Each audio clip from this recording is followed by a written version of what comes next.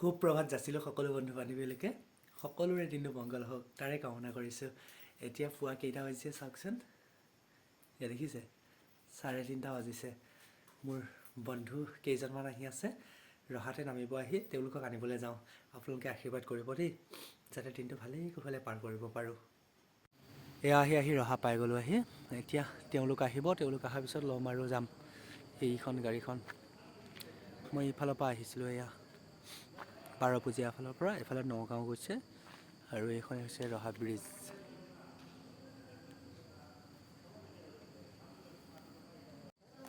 এয়া জেকেট লগাই আহিছোঁ একদম পূৰা, যিহেতু বহুত ঠাণ্ডা আমাৰ ইয়াত, গতিকে জেকেট লগাই আহিছোঁ। এয়া আহি ৰহা ব্ৰিজৰ ইপাৰে পাই গ'লোঁ আহি, যিহেতু তেওঁলোকে উজনিৰ পৰা আহিছিলে ইয়াত নামিছে। এইয়া লৈ ল'লোঁ, মানুহ একদম গাড়ীত বহিলগৈ বাৰু। ব'লা তেন্তে গৈ থাকোঁ ন, এতিয়া গৈ থাকোঁ। এয়া ৰাতিৰ দৃশ্য ৰহা, ৰাতি মানে ৰাতিপুৱা আৰু এতিয়া 4 বাজিছে। ৰহাৰ পৰা আহি পালোঁ, আহি পাই এতিয়া মৰ্ণিং ৱাক কৰি আহিলোঁগৈ। আহিয়ে দেখিছোঁ ইমান সুন্দৰ এক মনোমোহা দৃশ্য, চাওকচোন সূৰ্য উদয় হৈছে। গতিকে বোলো নাই এই ইমান ধুনীয়া সময়কণনো এনেই কেনেকৈ খেদোঁ, কেমেৰাত বন্দী কৰি ৰাখোঁ।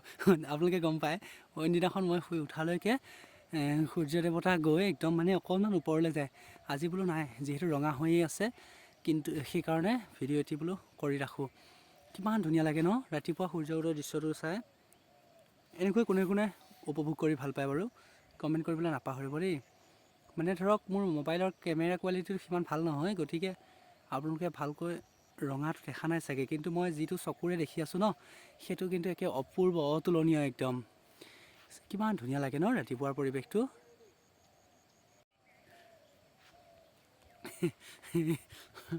কি হ'ব, এয়া ৰূপ আৰু ন, এয়া ৰূপ ধাৰণ কৰি আছোঁ।